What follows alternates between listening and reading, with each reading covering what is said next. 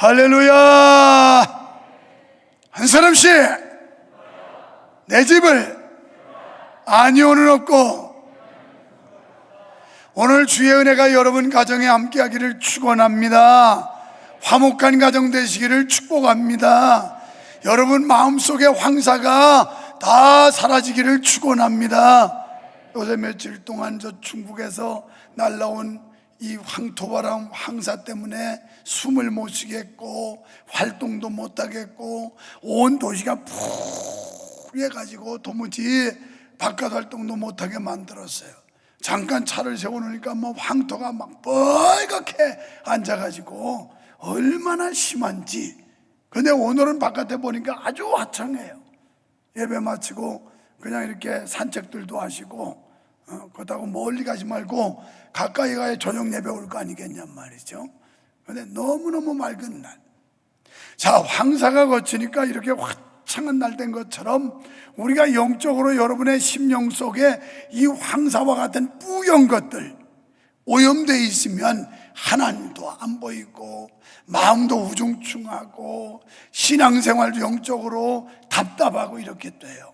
그래서 오늘 주의 말씀 듣고 영적인 황사들이 싹 거쳐가지고 여러분의 마음이 상쾌하게 되기를 주의 이름으로 축원합니다.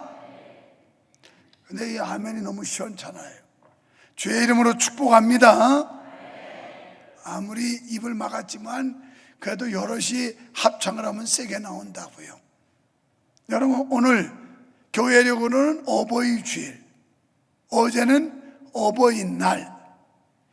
이 어버이날의 유래는 아십니까? 이건 서구에서 온 문화입니다. 그래서 서구 유럽의 기독교 국가들, 이 기독교 국가들, 하나님을 믿는 사람들이 이 어버이날을 제정하게 됐고 이 문화를 확산시켰는데, 우리나라에 구체적으로 영향을 준 건 아무래도 미국의 영향인데, 미국 보스턴에서 1872년도 보스턴에 이제 청교도가 처음 대륙에 육상한 상륙하는 곳이죠. 거기서 그 보스턴 교회 연합으로 바로 이 날을 기념으로 지키게 됩니다.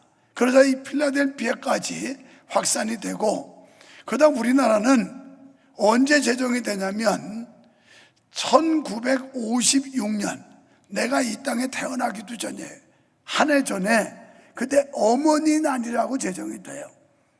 그래서 어머니 날을 기념으로 하다가 그러다 여러 가지 제정일을 규칙을 바꾸면서 1973년도 이때 왜 어머니 날만 하냐? 그래서 아빠들도 거기다가 합쳐가지고 어버이날로 하자, 이래서 제정된 게 어버이날이에요. 그런데 우리 한국에 이 문화가 제정된 건 언제부터냐면 구세군 교회가 제일 먼저 미국의 그 전통과 문화를 받아들여서 5월 둘째 주일을 어버이 주일로 지켰고, 그 뒤에 감리교, 그러면서 한국교회 전체가 이 문화를 발산하면서 지키게 된 거예요. 그래서 오늘을 어버이 주일로 지킨 겁니다. 오늘 뉴스에 보니까 이 꽃 따신 분들은 70세 이상이에요. 그러니까 나도 70세가 넘는 거예요. 깔보지 말고 덤비지 말고, 뭐 2, 3년 장로님 뭐 나이 한두 살 차이라고 덤비지 말고, 그분과 70세 어른한테 덤비면 건방지다고 그래. 보리장머리 없다고 그러고. 그래서 내가 이거 안 다루려고 그랬더니, 그래도 목사님 영적 부모로서 이런 의미를 가지고 달아야 된다고 그래서 달았지, 우리 또래들 아무도 못 달았어요. 지금 아무도. 그래서 다 70세 넘은 분들만 다른 거예요. 그래서 뭐 세월 가는 것도 안탄하지 말고, 어차피 나이는 숫자에 불과한 거예요. 70이 넘으셨어도 30대 정신과 그런 마음 가지고 살면 청년이고, 30 먹은 사람도 70 먹은 노인 같은 사고방식 가지면 건늙은이고, 나이는 숫자에 불과하다. 할렐루야. 그래서 이렇게 제정된 날인데, 이 기독교는 효의 종교입니다. 그래서 경로 효친, 노인을 공경하고 효도하라, 이런 정신인데요. 여러분, 이 효도라고 하는 거, 몇 자로 이렇게 요약해서 말할 수 없습니다. 뭐 효도의 방법은 다양하기 때문인데, 근데 품 안의 자식인 것처럼, 자식은 품 안의 자식이라고 그랬죠. 살아생전의 효도가 진정한 의미가 있단 말인데, 주자 10회분이라고 하는 말에 거기에 불효 부모 사후회라는 말이 있습니다. 그러니까 생전에 계신 부모님께 효도 못하면 돌아가신 뒤에 후회한다, 이런 뜻이에요. 그러니까 효도는 생전에 계실 때라는 거예요. 돌아가신 뒤에 뭐 제상자리 부러지게 음식 차려놓고 꾸벅거려도 다 소용없는 일이에요. 연세 드신 분들 전도하면 교회에서 제사 안 지내준다고, 그래서 교회 나오기를 꺼려해요. 자식들이 예수 믿자고 또 교회 다니면 저 자식이 예수 믿어가지고 나 죽은 뒤에 냉수 한 그릇도 안 떠다 놓겠다고 거기에 대한 불만이 있어요. 죽은 뒤에 다 부질없는 짓이에요. 우리는 다 해봤습니다. 우리가 예수 믿은 지가 오래되지 않기 때문에 내 어릴 때 우리 아버님 돌아가셨을 적에 그때 초등학교 다니면서, 그러니까 초등학교 아니지, 이제 초등학교 6학년 때 돌아가셨으니까 중학생 때, 그때 우리 대청마루 한쪽에 제청이라고도 하고 고연이라고도 해요. 이렇게 하얀 천으로 해서 칸막이를 해놓고 거기다 삼색실과 차려놓고, 그리고 아침 저녁으로 밥을 떠다 놓습니다. 점심은 찬밥 먹으니까. 그래서 아침밥 먹고 아침밥 새 밥을 제일 먼저 떠가지고 우리 아버지 고연에다 갖다 놓고 젓가락 3번 땅땅땅 울려요. 아버지 밥 갖다 놨어요, 아침 드세요. 그리고 저녁 되면 또 한 그릇 떠다 놓고 아버지 저녁 갖다 놨으니 드세요, 땅땅땅 불러요. 우리 이제 그런 집이에요. 그리고 초하루 보름으로 상망 지낸다고 그래가지고 일가 친척들이 모여가지고 그러면서 꾸벅꾸벅 절해요. 그렇게 1년 동안 효도한 사람이에요. 내가 이래봬도 나 효자입니다. 거기다가 이제 1년 만에, 원래 그 이전까지는 효도하면 3년상을 했어요. 3년. 그래서 3년 만에 탈상한다고 그래서 이 지청, 고연 이걸 다 태우고 이제 없애는 거거든요. 그런데 이게 이제 점점 단축돼서 우리 때는 보통 1년 동안 했어요. 초하루번으로 상망 지내고 아침 저녁으로 상식 떠다 놓고, 그래가지고 끝난 뒤에 그 뒤에 우리 어머님 누가 모셨냐? 내가 모셨다고요. 마지막까지. 우리 어머니, 나 어제 아주 씁쓸하고 속을 펐어요. 어제 어버이날인데 작년에 제가 고아가 되지 않았습니까? 이삼용 장로님 아직 고아가 아니죠. 생전에 부모님도 살아계시니까. 나는 이제 우리 어머니 계실 때만 해도 고아가 아니었는데 작년에 초천하는 바람에 이제 고아가 됐어요.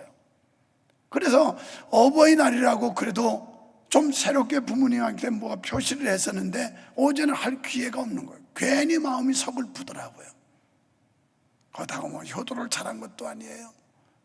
몇 번 부딪히기도 하고 마찰도 생기고 우리 어머니가 화나서 가출도 하고, 그래가지고 가출한 이유가 우리 여기 화단에 있는 잔디를 다 캐버린 거예요. 연세가 많아지니까 생각이 왔다 갔다 해서 이게 자기 마음이 아니야. 요즘에 치매 환자가 얼마나 많은지 몰라요. 왜 그런가 내가 연구를 해봤더니 너무 오래 살아서 그래. 옛날엔 그렇게 오래 안 살았어요. 그래서 60만 되면 회갑잔치를 성대하게 했고 70이 넘어서 돌아가시면 이건 온 마을이 축제했어요. 빈상에 들고 밤늦게 온 동네를 허허 그러면 동네 사람들이 막 소리 지르면서 축제를 했다고요. 그런데 지금은 70은 산 것도 아니야. 최야 기본적으로 못 살아도 80살 해야 되고 약간 힘쓰면 90살 해야 되고, 권사님들 얼마나 드셨는지 모르겠어요. 90 다 된 거요? 아직 멀었지? 한참 돼요. 그럼 소녀야 소녀. 우리 뭐 담임 목사나 거기나 같이 늙어가는데 뭐 그래. 아이고 목사님 망치가게. 아이고 목사님 우리 아들뻘밖에 안 되면서 그런다고. 응? 우리 고향에 우리 친구 바로 옆집이었는데 친구 할머니가 90이 넘었나 그분이 그렇게 살았어요. 그런데 그 어른이 망령이 들었어. 요즘 치매가요, 옛날 용어로 망령이에요, 망령. 그래가지고 며느리가 아침밥 줬는데도 아이고 우리 며느리가 밥을 안 준다고 나 배고파 죽겠다고 막 누구 만나면 그러지. 그런데 점점 심해지더니 그냥 그 대변 봐가지고 벽에다 막 문질러 놓지. 옛날에 이걸 망령이라고 그랬어. 요새 치매, 현대적 용어가 치매야. 가족도 못 알아보고 자꾸 엉뚱한 소리 하고. 그래가지고 우리 어머니도 저 잔디를 다 파버리니 내가 어떻게 도와줘요. 그래서 어머니 이거 왜 파냐고 그랬더니 아이고 이거 못 쓰는 거래. 이게 개잔디라서 이거 못 쓴다는 거예요. 그거 다 조경회사에서 사다가 심은 거라고. 아이고 목사님 알지도 못하면서 그런다고. 이 개잔디를 키우면 안 된다고 벗어가기만 하고. 그래도 다 파놓는 거야. 그래서 제발 좀 놔주라고요. 이 교회 목사는 나라고요. 이옥기 원사가 주인이 아니고 막 그러면서 그랬더니 화나가지고 그래서 가출해버렸어. 가시면 고향 가는데 고향에도 안 가셨어. 나중에 뭐인가 저 어디 알지 못하는 동네 거기서 연락 왔어. 버스 정류장에서 초라한 웬 노인네가 하나 있는데 그래가지고 지나가던 사람이 신고를 해가지고 그래서 경찰이 와서 어디 사는 누구냐고 그랬더니 나 수원서 왔다고. 그런데 왜 이렇게 왔냐고. 그 집을 어떻게 찾아가야 될 거 아니냐고 그랬더니 나 못 가요. 그래서 아들이 누구냐고 그랬더니 수원 명성교회 유만석 목사가 아들이라고. 수원 명성교회 유만석 치면 바로 나와. 그래가지고 거기 파출소에서 연락이 와가지고 여기 경찰서 연락이 와서 그래가지고 와서 모셔왔잖아요. 아이 효도하기 힘들어.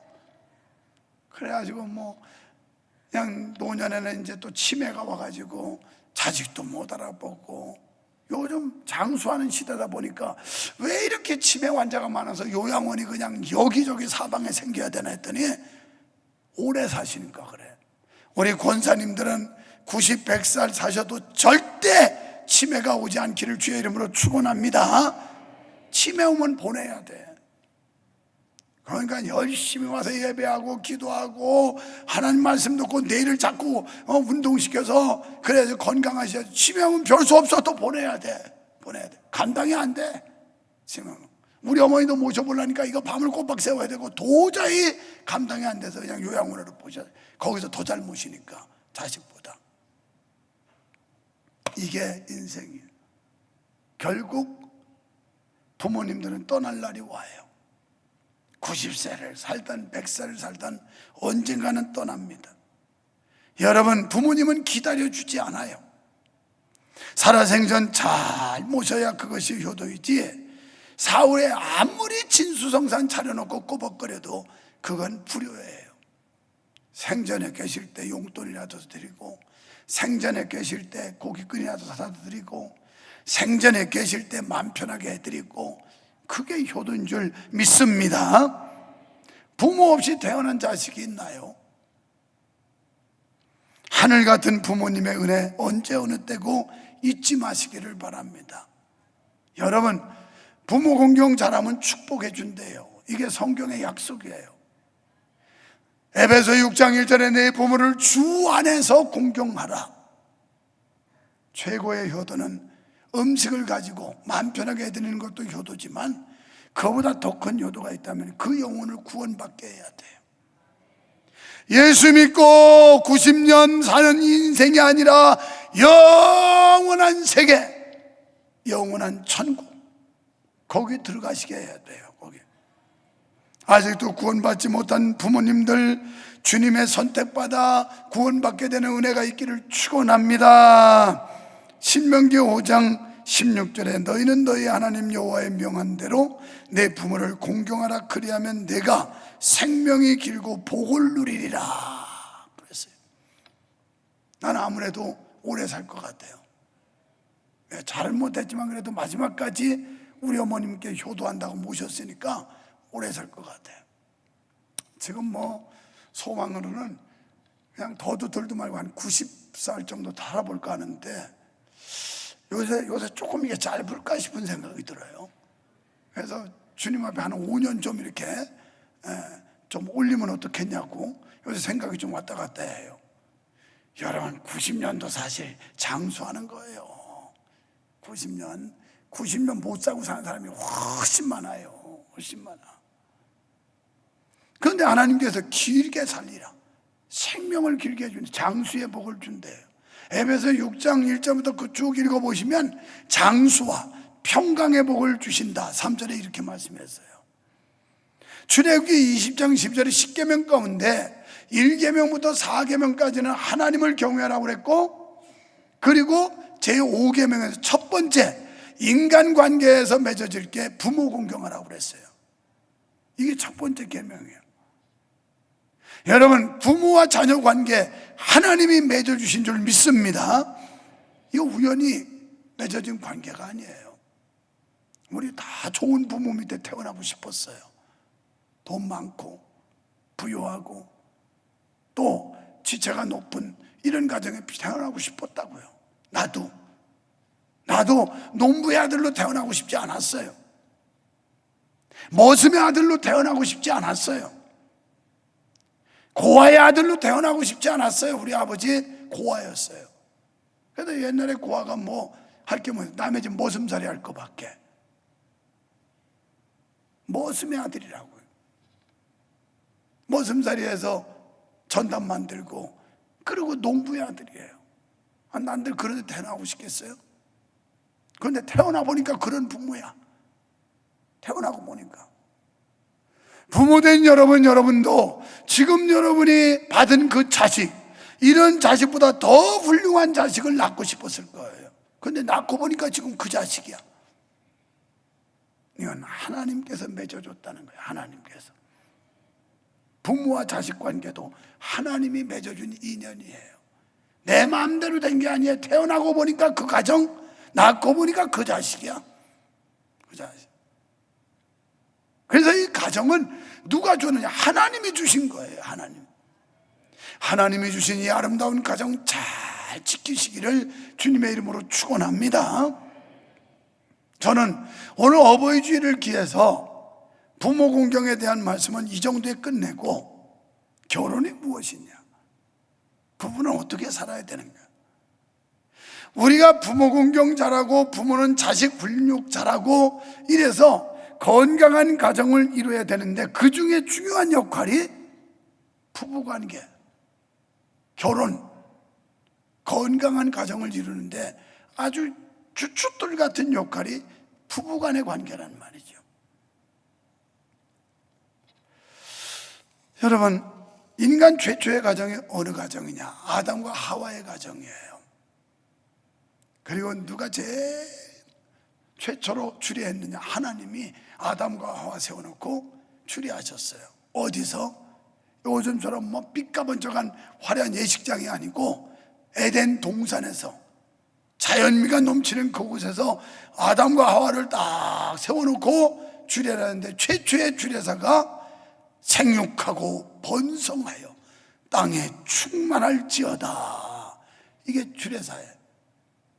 나도 앞으로 주례할 때 그것만 해버릴까? 그냥 길게 하지 말고 생육하고 번성하여 땅에 충만할지어다, 이렇게 복 빌고 끝! 그래 버리면 어떻게 될까?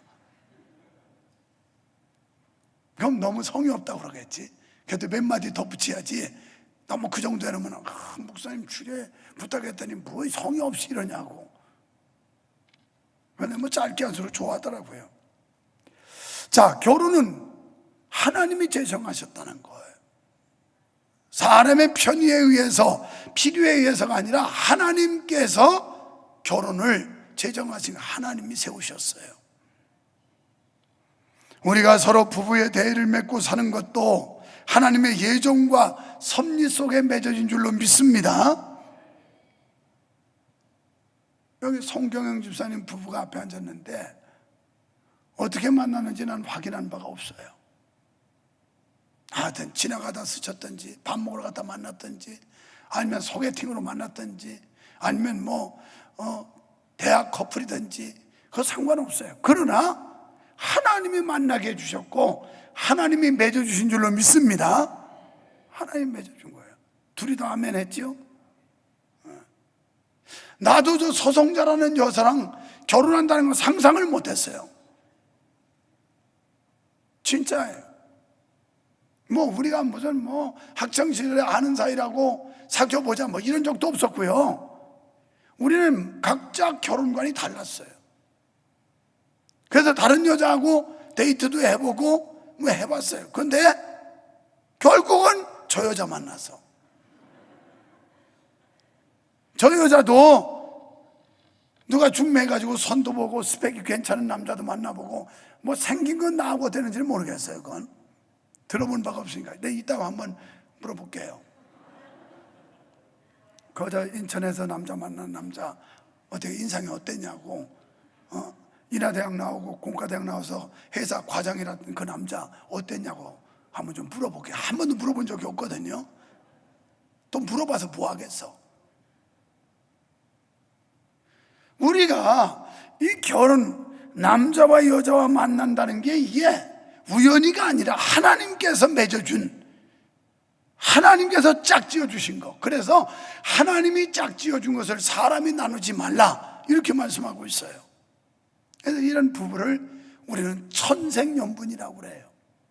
천생연분. 그러니까 하늘이 맺어준 인연이다 이런 얘기예요. 할렐루야. 믿어야 돼요. 믿어야 돼. 그러니까 하나님께서 맺어준 인연인데, 마태복음 19장 6절에서 예수님은 이렇게 말씀하세요.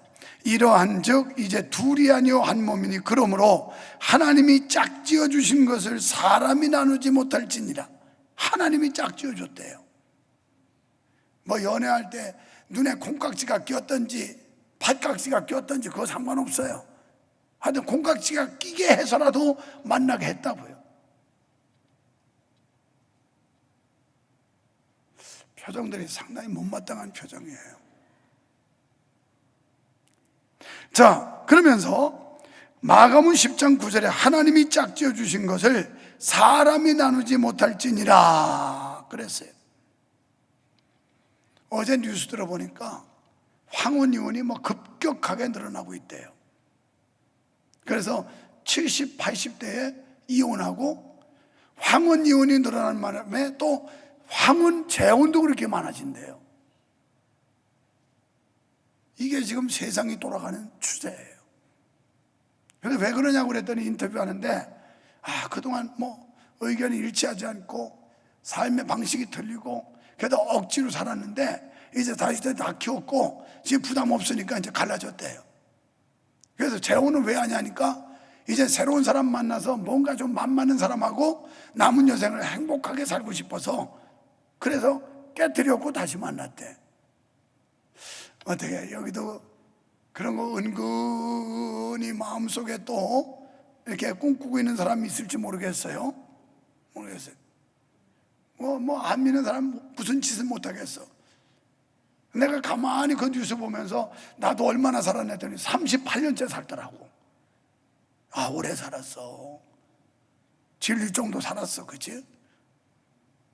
그러나 하나님께서는 인위적으로 가르지 말라는 거예요. 헤어지지 말라는 거예요. 지금 우리 속담에 조강지처만한 여자 없다 이런 얘기가 있어요. 조강지처. 뭐 미워도 고와도 지금 만난 그 사람이 최고야. 최고. 그냥 살아. 바꿔도 별 수 없어. 아멘 죽어라고 안 하지. 이거 아주. 집에 가서 한바탕씩 부부싸움들 하세요. 왜? 지금 옆에 앉은 남자가 아멘 안 하잖아. 옆에 앉은 와이프가 아멘을 절대 안 하잖아. 목사님. 그래서 어떤 사람은 왜 남편 전도 안 하냐니까 이 왼수 이거 예수 믿고 천당 가있 좋으면 이거 어떻게 사느냐고 그래서 전도 안 한다는 거예요.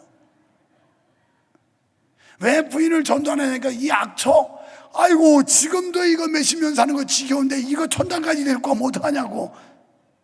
그럴 리 없겠지만 그런 오해받지 않도록 전도해요. 남편도 전도하고 아내도 전도하고 전도해 와야 돼. 그렇지 않으면 내가 지금 말한 대로 오해받는다니까. 이 못된 놈 이거 예수 믿게 천당까지 따라오면 어떡하냐고. 아이고 이 세상도 지겨운데 아이고 꿈에도 생각하기 싫다고 이래서 전도 안 하는 거 아니에요? 오늘 본문 22절에 보니까 결혼이 뭐냐? 남자와 여자의 만남이 결혼이에요. 이런 면에서 우리는 어떤 이유든 동성애를 지지할 수 없어요. 동성애를 합법화하거나 동성애를 합당한 것을 받아들일 수가 없어요. 결혼은 남자끼리 하는 건 결혼이 아니고 여자끼리 하는 건 결혼 아니라 이 말이에요. 남자와 여자가 결혼, 이게 성경적인 결혼인 줄 믿습니다. 그런데 목사들도 얼간이들이 많고 성도들도 넉나간 성도들이 많아요. 뭐 시대의 변천 속에서 이게 사회적 현상이고 시대적인 현상인데 그거 용납해야지 그렇게 봤네요. 여러분, 진리는 불변한 거예요. 하나님의 말씀은 진리예요. 진리는 그래도 되고 안 해도 되는 게 아니에요. 하나님이 그렇다면 그런 겁니다. 그래서 반드시 한 남자와 여자가 만나서 가정을 이루도록 하나님께서 허락하셨고 섭리하셨고 결혼을 제정하신 줄로 믿습니다. 마가복음 10장 6절에 보니까 창조시로부터 저희를 남자와 여자로 만드셨다 이렇게 말씀해요. 하나님 분명히 후천적 성, 이게 지금 뭐 동성애 인권 이거 따지는 인간들이 그런 소리 하잖아요. 그래도 성도 선택할 수 있다, 선택할 권리가 있다. 야, 이거 재밌는 세상 될 것 같아, 그거 허용되면. 그래서 내가 후천적으로 선택하면 돼. 그래서 나 오늘부터 여자 할 거야. 그러면 이제 권사님들하고 같이 목욕탕 같이 가도 되는 거야. 권사님들이 나 오늘부터 남자 할 거야. 그러면 남탕에 같이 들어와도 돼. 그냥 희한한 세상에, 망할 세상. 이걸 허용하자는 주의, 이 나쁜 사상들이 지금 판을 치고 있어요, 세계적으로. 그래서 남성과 여성이 같이 들어갈 수 있는 화장실도 만들자는 거 아니에요, 지금? 이 세상 바로 알아야 돼. 이게 망할 세상이에요, 망할 세상. 소돔 고모라 같은 세상이에요. 어떤 이유로도 이건 인정할 수 없어요. 여러분, 재밌는 얘기 가운데 아담이 왜 하필이면 하와를 와이프로 맞아들였을까요? 내가 볼 때는 어쩔 수 없이, 여자는 하나밖에 없으니 뭐 고를 수가 있어야지.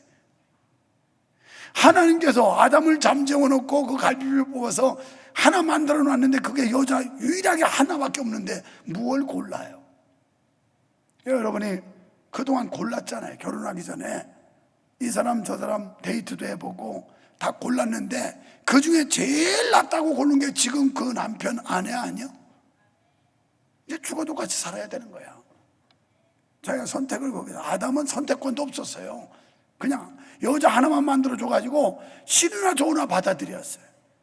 근데 우리는 여러분들이 검증하고 탐색하고 이래서 결정한 그 남편과 아내라면 우리는 하나님의 섭리요 예정이라고 생각하고 받아들여야 돼요. 그게 숙명으로 받아들여야 된다 이 말이에요, 기독교인들은. 그래서 비록 그가 지금 믿지 않지만 눈물 뿌려 그 영혼을 불쌍히 여기며 기도해야 돼요. 무슨 놈의 여자들이 아멘을 안 하는지 모르겠어. 목사님은 아무리 그렇게 설교해도 난 받아들일 수 없습니다 그러는 모양인데 성경이면 받아들여야 된다니까. 유목사 얘기면 안 받아들여도 되지만 성경 말씀이면 아멘이야, 아멘. 그렇다면 두 번째, 결혼의 원리가 뭘까요? 독립하는 겁니다. 오늘 말씀 24절에 보니까 남자가 그 부모를 떠나 이렇게 말씀해요. 결혼한 남녀는 육체적으로, 정신적으로, 심지어 경제적으로 완전히 독립해야 됩니다. 남자는 부모의 보호로부터 벗어나서 이제부터는 아내를 보살피고 책임져야 될 의무가 있어요. 이게 가장이라는 거예요. 한 여성을 맞이했으면 그 여성을 책임져야 될 의무가 있는 거예요. 보살펴야 될 의무가 있는 거예요. 그리고 결혼은 서로 연합하는 겁니다. 하나님은 아담이 홀로 있는 것을 보시고 돕는 배필 하와를 만드셔서, 그러니까 아담이 홀로 있을 때 이 독초하는 것이 좋아 보이질 않았다는 거예요. 그래서 돕는 자로, 배필은 돕는 자예요. 협력자입니다. 돕는 배필로 하와를 만들어 주셨고 결혼시켰습니다. 이 말은 서로 의지하게 했다는 거예요. 연합하는 거예요. 우리가 한자로 사람인자 보면 이렇게 돼 있잖아요. 서로 지지하는 거예요. 서로 혼자 있으면 넘어져요. 지지해요. 또 받쳐주는 거예요. 이 넘어지려는 걸 밀어주는 겁니다. 이거 기가 막힌 작품이 로뎀에 가면 그 나무가 하나 있는데 그 나무 밑에 뭐가 하나 있어요. 오늘 마치고 가서 테이크아웃 하면서 그냥 되도록이면 머무르지는 말고 테이크아웃 하면서 한 잔 들고 목사님이 얘기한 게 뭔가 모르면 로뎀 지기들한테 물어봐요. 오늘 목사님 설교 중에 나 이게 1, 2부 때는 아는데 지금 나오네 그게. 그러면 웬 남자고 여자가 딱 이렇게 의지하고 있어요. 기가 막힌 작품입니다. 연합하는 거예요. 연합. 이 연합이라고 하는 건 동등한 인격을 가진 한 남자와 한 여자의 육체와 영혼이 하나 되는 겁니다. 몸만 섞는 게 아니라 영혼도 하나 되는 거예요. 동등한 인격체입니다. 남자가 부이고 여자가 아래도 아니고 여자가 부이고 남자가 아래라는 것도 아니에요. 대등한 인격이에요. 하나님께서 저는 왜 머리뼈 이걸 뽑아가지고 만들지 않고 발가락을 좀 빼가지고 만들지 않고 하필이면 옆구리에 갈비뼈를 뽑았을까?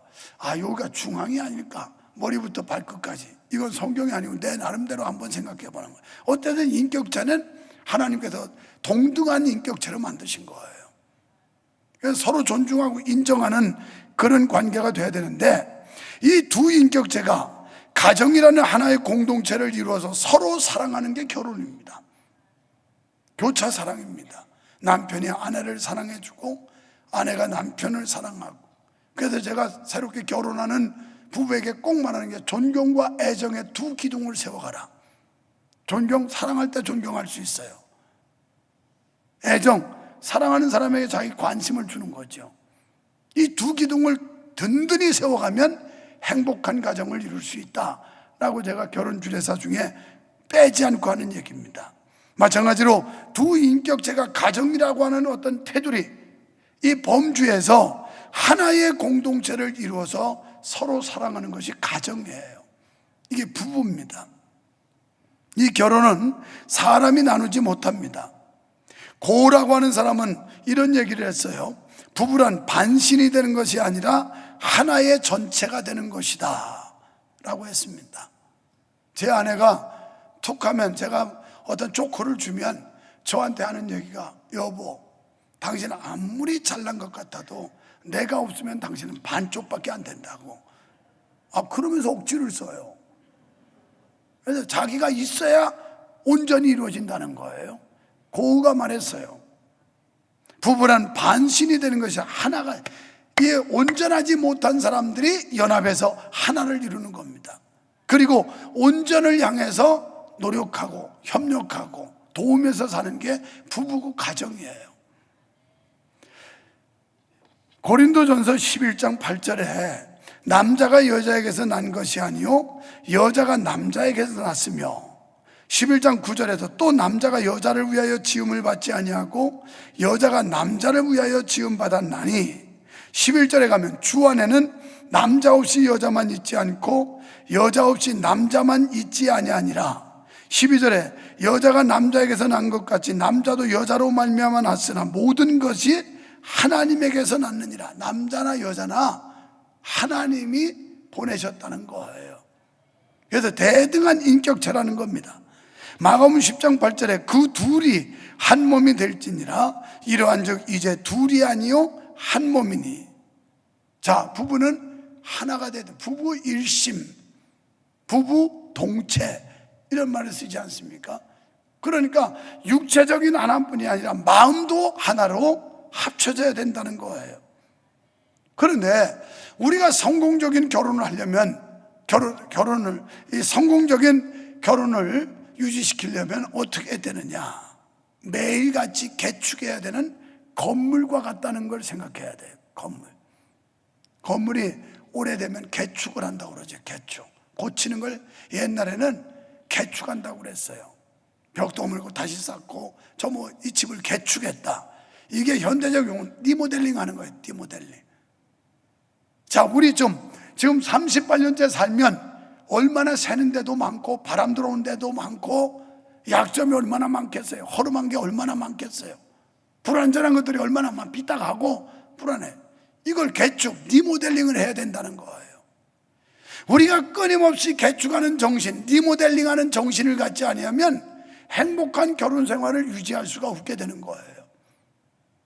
거기서 쓸데없는 결혼의 권태감 뭐 이런 거 따지면서 결국은 70, 80 먹어가지고 황혼 이혼하고 뭐 재혼한다고 이런 소리 하는 거예요.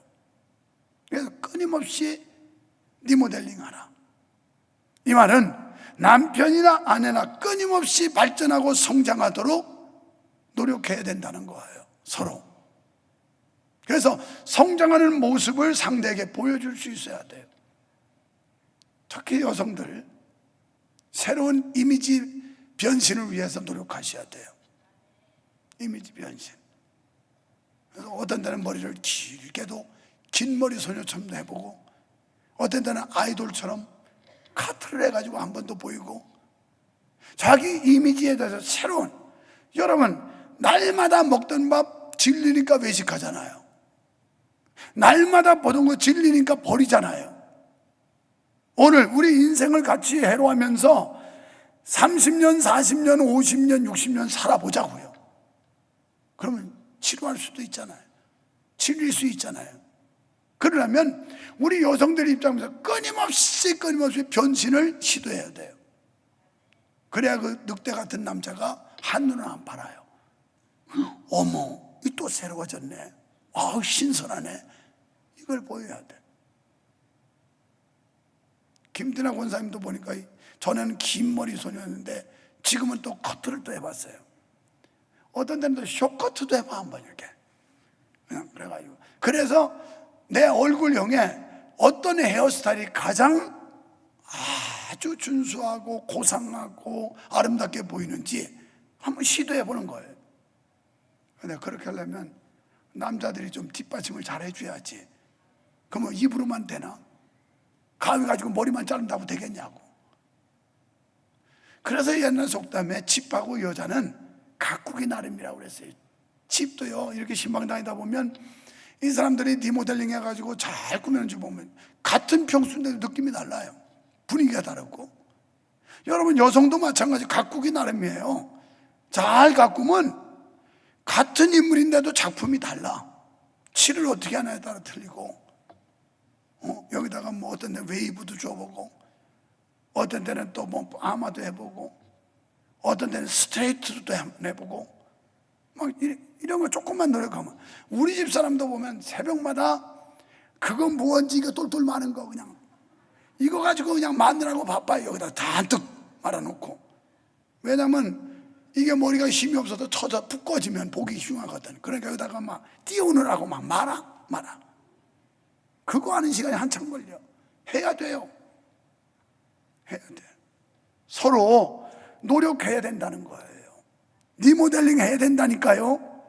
지금 막 절절절절 새는, 우리 집 사람도 나이 먹으니까 새는 데가 많아. 지금 허점이 많아. 막 약점도 막 보이고. 그걸 여기서 내가 공개적으로 말할 수는 없어요. 지금 저 사람은 간이 콩닥콩닥해. 저 손가락에 저거 또 얘기하는 거 아니야? 막 이럴까 봐. 그래도 할 말이 있고 안 할 말이 있지 막 하나요? 내 안에 흉봐봤자 여러분들이 우습게 볼 거 아니야. 오늘도 원피스를 입고 엄청 예민하더라고. 이 앞은 좀 괜찮은 것 같은데 뒤가 좀 문제라고 막. 그래서 왜 돌아서 봐. 그랬더니 뒤에 살이 겹치지 않냐고. 당신 그 정도 나이에 그 정도 몸매면 아주 S라인이 딱 잡혔어. 내가 막 그랬더니 앞은 괜찮은 것 같은데 뒤가 막 이러면서 얼마나 예민한지 몰라요. 그래서 아니야, 옷을 워낙 타이트하게 입어서 그런 거지 약간 품이 크면 전혀 안 보여. 전혀 안 보여. 이따 한번 뒤에 모습 봐봐요. 뒤에서 보면 희망, 옆에서 보면 소망, 앞에서 보면 실망.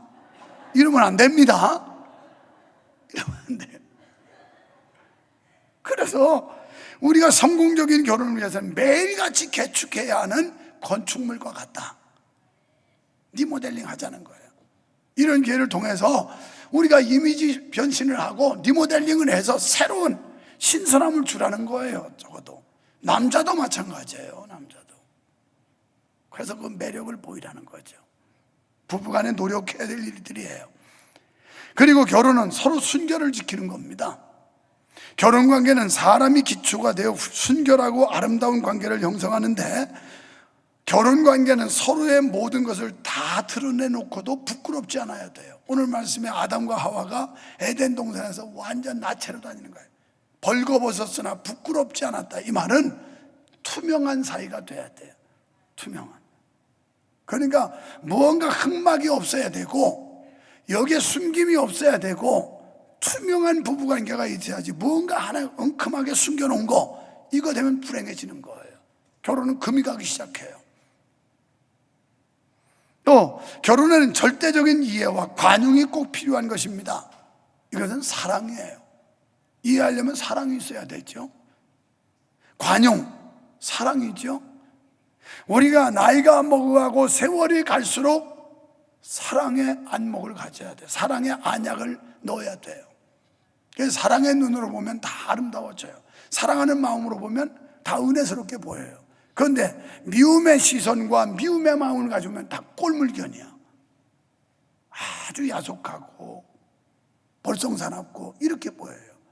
그래서 우리는 이 이해와 관용, 사랑의 관계, 사랑을 계속해서 발전시켜 가야 된다는 거고, 그리고 우리들이 그리스도의 사랑, 인간적 사랑은 그 상황과 분위기에 따라서 수시로 바뀌어요. 그런데 하나님이 주시는 은혜의 사랑은 그걸 초월하게 만드는 거예요. 그래서 신앙적인 아가페적 사랑, 신혼부부한테 꼭 강조하는 조건 없는 사랑, 아가페, 조건 없는 사랑이 있죠. 그래서 내 남편이기 때문에 무조건 사랑해 줘야 되고, 내 아내이기 때문에 무조건 사랑해 줘야 되고. 아멘? 아멘? 무조건. 그래서 이 말은 서로 순결해야 한다는 의미입니다. 육체적, 정신적, 영적으로 순결해야 합니다. 여러분, 결혼이 그리스도와 교회의 연합처럼 되기 위해서 우리는 노력해야 되는데, 에베소 5장 22절에 보면 아내들이여 자기 남편에게 복종하기를 주께 하듯 하라 그랬어요. 이것은 상하관계에서 종과 주인의 관계 복종을 말하는 게 아니에요. 그만큼 남편을 존중해주고 존경심을 가지고 대해주라는 겁니다. 존중해줘라.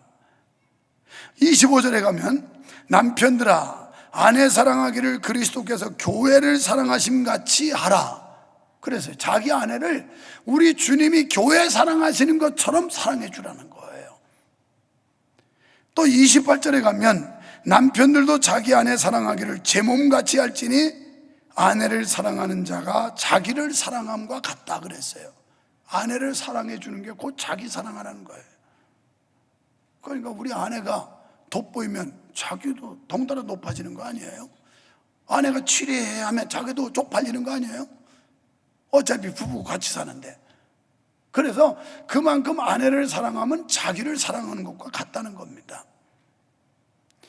결혼을 하나님께서 왜 제정하셨을까요? 행복하라고. 아담이 혼자 있는 건 너무 외로워 보이고 독주하는 것이 안 좋아 보여서 행복하라고 결혼시킨 거예요. 두 번째, 왜 결혼을 제정했을까? 생육하고 번성하라고. 남자하고 여자가 만나야 아이가 나오지. 여자끼리 만나서 남자끼리 만나서 죽었다 깨나도 애기 안 나오잖아요. 그래서 생육하고 번성하라고 하는 이런 하나님의 섭리를 이루게 하기 위해서 결혼이라는 걸 제정한 겁니다. 자, 오늘 본절 22절로 돌아가서 보십시오. 여기 아담이 잠들었다가 하나님께서 하와를 만드시고 잠에서 깨어나게 하셨어요. 깨서 보는 순간 감탄사가 나와요. 그 감탄사, 이는 내 뼈 중에 뼈요 살 중에 살이로다. 이 감탄사. 자, 뭐 부부가 앉아있는 거 여기밖에 안 보이니까 송경영 집사님, 나머지 부부들도 마찬가지예요. 다 거기 집사님들 전부 서로 쳐다봐요. 나도 내 아내 쳐다볼 테니까. 그런데 당신하면 좀 거리감이 있어. 자기는 이렇게 해서. 그리고 그냥 뻣뻣하게 하면 재미없어. 감정을 좀 거기다 듬뿍 넣어가지고 자기는 나의 뼈 중에 뼈요 살 중에 살이로다, 이렇게 해야 돼요. 좀 멀면 같이 앉아 가까이 붙어도 돼요. 그 부부는 코로나 상관없어요. 어차피 같이 먹고 같이 자고 걸려도 같이 걸리고 안 걸리면 같이 안 걸리는 거니까 상관이 없어요. 자, 이제 부부끼리 앉아서 참 여기는 떨어져 앉아서 괴롭겠어요. 부부끼리 다 보는 겁니다. 안 보는 남자 수상한 거예요. 안 보는 여자도 그것도 의심스러워요. 자, 제가 시키는 대로 이제 따라합니다. 자기는 나의 뼈 중에 뼈요 살 중에 살이로다. 이제 이어서 하는 겁니다. 부부간에 시작. 자기는 나의 뼈 중에 뼈요 살 중에 살이로다. 이 감정이 깊이 들어가야 된다. 다시 한 번 더.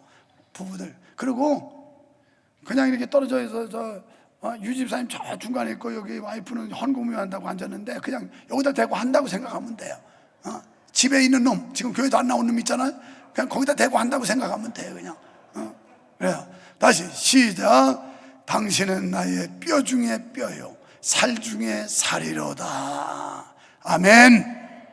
그렇습니다. 우리의 부모님들, 그분들이 나의 뼈 중에 뼈요 살 중에 살이며, 우리의 자식들, 내 뼈와 살을 받은 그 자식들 나의 뼈 중에 뼈요 살 중에 살이로다. 하나님이 맺어주신 이 가정, 하나님이 맺어주신 부모와 자녀 관계, 하나님이 맺어주신 남편과 아내, 내 뼈 중에 뼈요 살 중에 살이로다. 이런 감탄사가 날마다 연발되시기를 축원합니다. 날마다 연애할 때 젊을 때만이 아니라 살아갈수록 이게 그대는 나의 뼈 중에 뼈요 살 중에 살이로다. 이 감탄사. 아담이 잠에서 깨어나가지고 그대는 나의 뼈 중에 뼈요 살 중에 살이로다 하고 감탄했던 것처럼 이런 은혜가 우리 성도 여러분 가정에 날마다 넘쳐나기를 주의 이름으로 축원합니다. 축원합니다. 나실제 괴로움 다 잊으시고 진자리 마른 자리 갈아누시던 부모님의 은혜를 생각하면서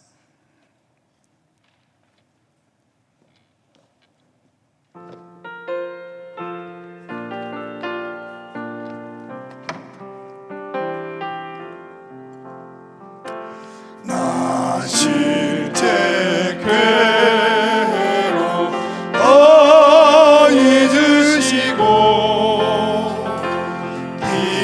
이를 제 밤낮으로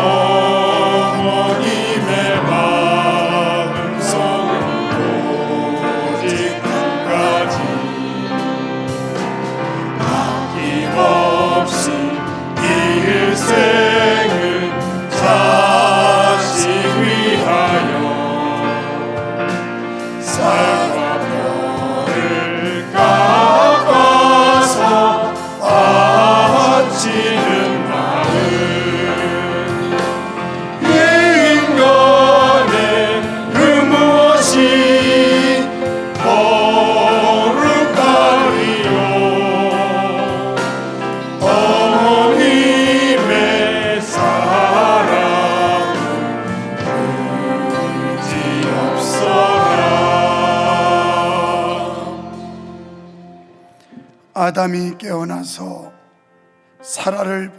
하와를 보는 순간 이는 내 뼈 중에 뼈요 살 중에 살이라 감탄사를 고백한 것처럼 우리가 부모님의 뼈와 살을 이어받았으니 부모님을 대하는 우리의 마음이 이분은 내 뼈 중에 뼈요 살 중에 살이로다. 부부간의 아담의 고백처럼 내 남편은 내 아내는 뼈 중에 뼈요 살 중에 살이라고 고백할 수 있기를 우리에게 자녀를 선물로 기업으로 주신 하나님 앞에서 내 뼈와 살을 물려받은 내 자식은 이는 내 뼈 중에 뼈요 살 중에 살이라고 하는 고백이 날마다 연발되게 하므로 행복하고 아름다운 가정, 사랑하는 부부, 그리고 부모와 자녀 관계를 이루어 하나님께 영광 돌리고 믿지 않는 자들에게 본이 되며 주의 은혜를 전하게 하여 주시옵소서. 가정이 평안하게 하시고 형통하게 하시기를 간절히 소원합니다. 주여 축복하여 주시옵소서. 예수님 이름으로 기도하옵나이다. 아멘.